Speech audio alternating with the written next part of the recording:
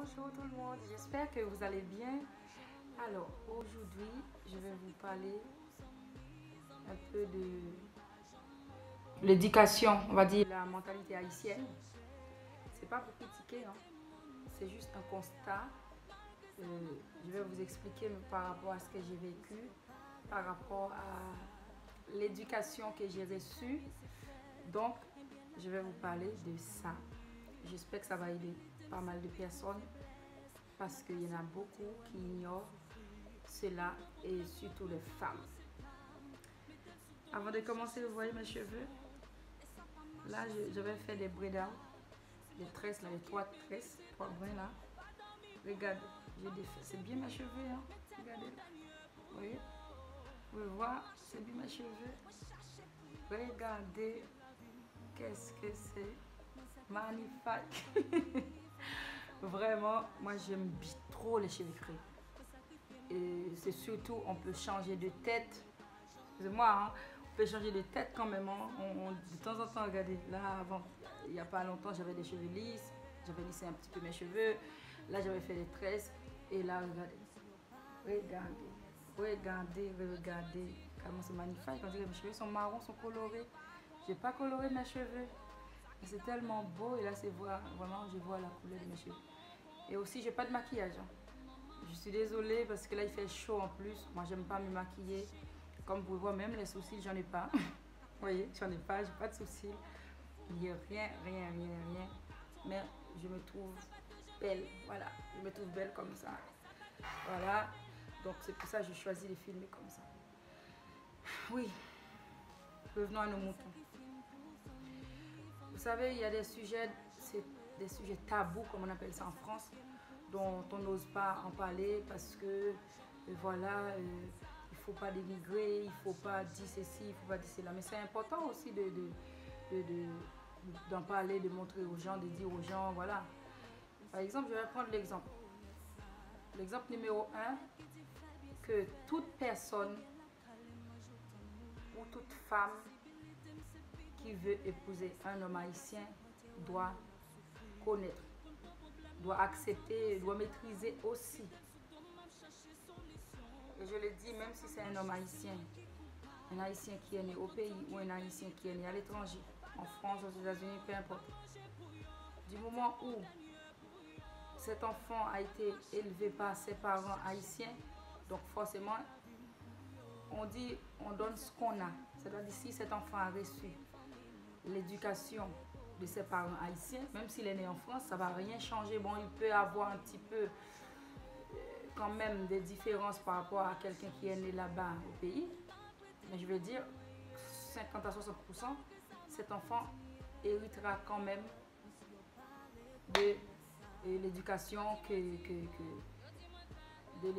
ses parents l'ont donnée. D'accord? Premier exemple. Si vous êtes une femme et que vous voulez épouser un haïtien, vous devriez savoir que, je parle en général, hein, il y a toujours des exceptions, alors ne me jugez pas, mais vous devrez savoir cuisiner. Voilà. Mais cuisiner, c'est surtout les plats haïtiens. Hein. Parce que quand, par exemple, je vis en France, s'il y a une Française qui veut épouser un haïtien, si que cette Française ne veut pas que son mari haïtien la quitte un jour, elle doit apprendre à cuisiner la nourriture haïtienne. Parce que sinon, soit cet haïtien va divorcer, ou il va avoir une double vie, ou il va faire rentrer une femme du pays, ou même en France. Parce que les Haïtiens sont trop attachés à la nourriture haïtienne. Pour eux, pour les Haïtiens et les Haïtiennes aussi, il n'y a pas d'autre nourriture sur la terre.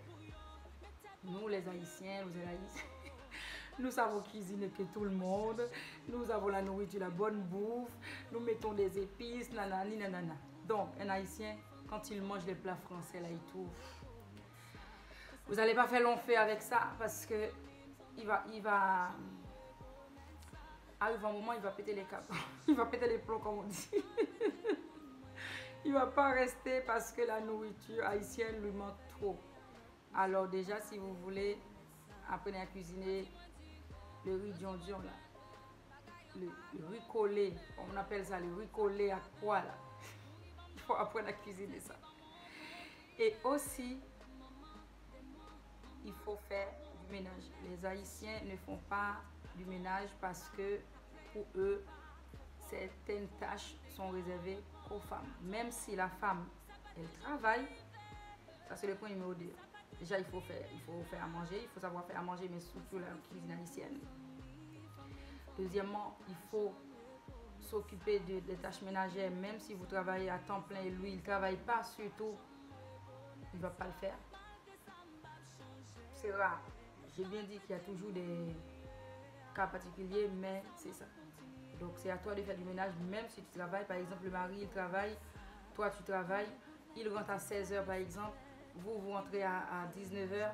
Quand il arrive, il ne va pas cuisiner, il ne va pas faire un coup de serpillière ou quoi que ce soit dans la maison. C'est que toi, quand tu arrives à 20h ou 19h, c'est à toi de faire ça, faire le ménage. Parce que dans l'éducation qu'ils ont reçue, c'est pas pour dénigrer, mais c'est pour vous montrer. Pour eux, s'ils font du ménage, ça rabaisse l'homme. À la limite, je peux comprendre. Mais si la femme, elle travaille, elle a des enfants, toi, tu termines, tu arrives à la maison à 16h. La femme arrive à 19h. Pourquoi c'est à elle de faire à manger quand elle arrive à 19h? Quand elle a fini de faire à manger, c'est à elle de faire la vaisselle. Toi, tu vas au lit ou tu regardes un film. Est-ce que vous voyez ce que je veux dire? Donc pour moi, ces choses, moi je suis une haïtienne, mais moi je n'encaisse pas ces choses. Je ne tolère pas ces choses. Et on n'est même pas pour ça. Et là, je vous dis ça, je sais qu'il y a beaucoup de gens qui vont me dire, oui, Gina, tu exagères, voilà, tu parles comme ça.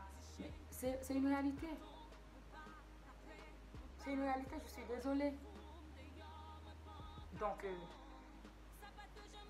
c'est l'homme le chef de la famille.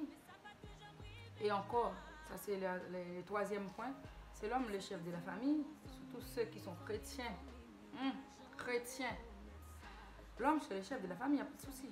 Sauf que cette phrase dans la Bible a été détournée par les hommes entiers du monde, mais surtout les Haïtiens là, parce que je ne parle pas d'autres nations, je ne connais pas beaucoup. Mais je veux dire par rapport aux Haïtiens, le chef de la famille, c'est que c'est lui qui a le dernier mot. Toi, tu ne peux même pas oser dire, donner ton avis. Tu ne peux pas dire, non, d'après moi, je pense que c'est ça. Non, il n'y a pas de négociation. Parce qu'ils disent, c'est moi le chef. Sauf qu'ils ont abusé de ces termes, chef dans la Bible, qui signifie, dans le sens, un modèle pour ta famille, les responsables de la famille, quelqu'un qui se livre pour sa famille, quelqu'un qui nourrit sa famille. Mais eux, ils prennent ce mot chef pour piétiner la femme, pour asservir la femme, alors que c'est pas ça du tout. Si tu as une femme comme moi, hein, qui refuse de ces choses, qui dit oui, toi, ta place aussi, tu n'es pas un moins que rien. Donc, tu n'es pas une bonne épouse pour eux. Parce que tu dois obéir en toutes choses, même si c'est bon, même si c'est pas bon, tu n'as pas ton avis. C'est comme si tu vas à l'école, tu as fait tes études, mais par rapport à ton mari, lui par exemple, s'il n'a pas fait des études, il n'a rien du tout, mais tu dois rien dire, même si par exemple il dit, je sais pas, il voit une phrase, il dit c'est, je sais pas moi, il voit une phrase, c'est écrit, je vais dire un truc bête comme ça, hein, le papa, mais lui il va dire c'est la maman.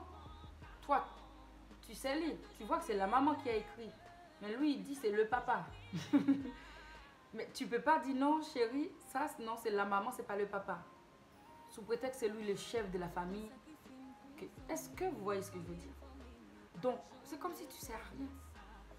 Tu es là que pour mettre des enfants au monde, que pour lui obéir, faire à manger, faire du repassage, occupe-toi des enfants, mettre les enfants au monde, faire la bonne nourriture surtout. Parce que le problème aussi, il y en a qui ne veulent pas cuisiner, qui ne savent pas cuisiner parce que c'est l'éducation qu'ils ont reçue.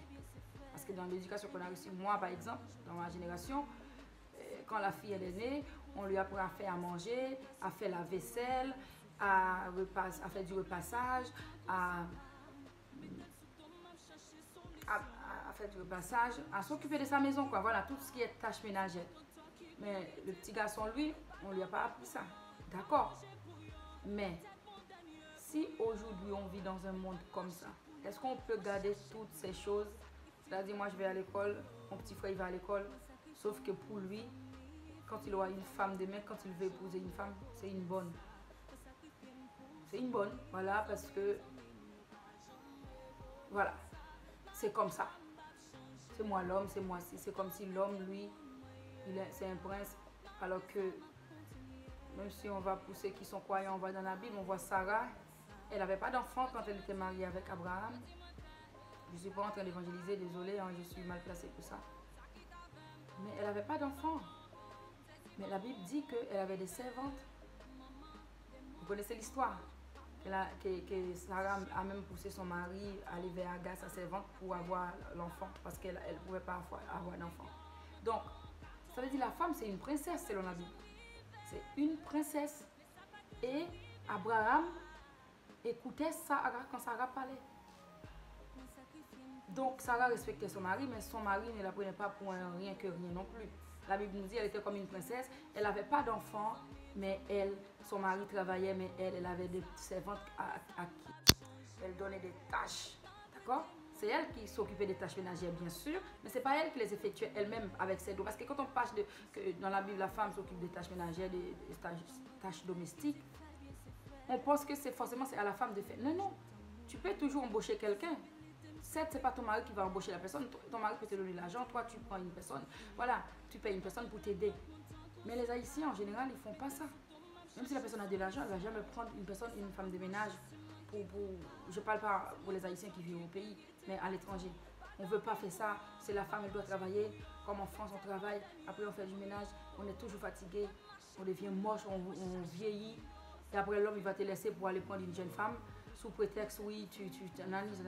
C'est normal, la femme, elle met des enfants au monde et elle fait, si elle travaille, elle fait du ménage, l'homme, lui, fait que travailler. En fin de compte, la femme, elle fait plus de travail que l'homme. Pourquoi? Parce que la femme, si elle travaille, plus elle a des enfants, elle ne devrait même pas, elle n'a pas le temps de s'occuper d'elle. Alors que l'homme, il va travailler, mais il rentre, tout est fait, tout est prêt. D'accord? Donc la vidéo, elle est longue parce qu'il y a beaucoup de choses à dire. Si vous voulez que j'en reparle, je peux faire une autre vidéo, une suite avec des questions que si vous me demandez des questions, vous aimeriez que j'en parle. Donc c'était juste un petit bout de vidéo pour vous montrer quand même, nous les femmes, on n'est pas des moins que rien. On n'est pas des bonnes. Et si un homme fait du ménage à la maison, ce n'est pas ton travail, ton ménage. J'entends souvent, oui, mais de toute façon, je t'aide. Je t'aide à faire du ménage. C'est comme si c'était à toi le ménage. Lui, il t'aide, c'est une faveur. Alors que moi, c'est parce que je vois, moi. Moi, c'est parce que je vois, ok? Moi, c'est parce que je vois que c'est le devoir de tous les deux. En fonction, on s'organise. Avant de te marier, tu t'organises. Si moi je rentre avant, je peux faire quelque chose pour ma femme.